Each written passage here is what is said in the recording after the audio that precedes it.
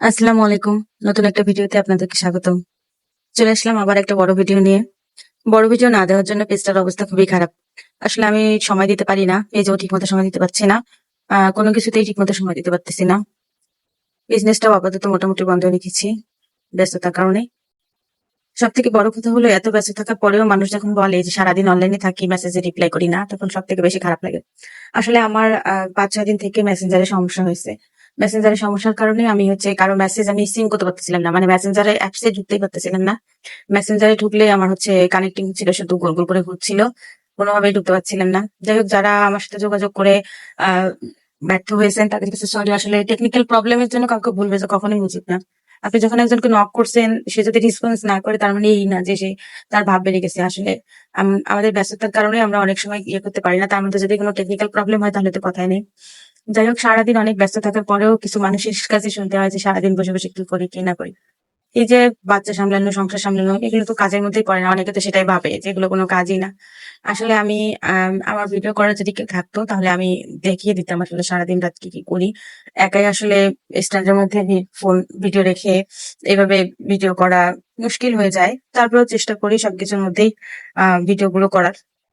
তো আশা করব যে এরপর থেকে আমি নিজে আশা করে করব যে এরপর থেকে ভিডিওগুলো নিয়মিত দেয়ার।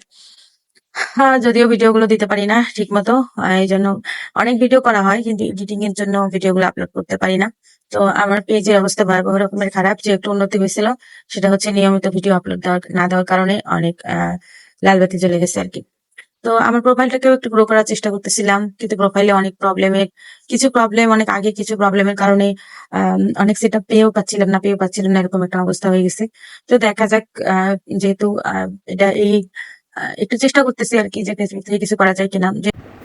আপনার অবস্থান কেউ কখনো বুঝবে না। সে যদি যতক্ষণ পর্যন্ত সেই অবস্থানে না বুঝবে, সে যতক্ষণ পর্যন্ত সেই প্রবলেম গুলো ফেস করবে, ততক্ষণ পর্যন্ত কিন্তু মানুষ বুঝবে না আপনি কি অবস্থায় আছেন, কি পর্যায়ে আছেন।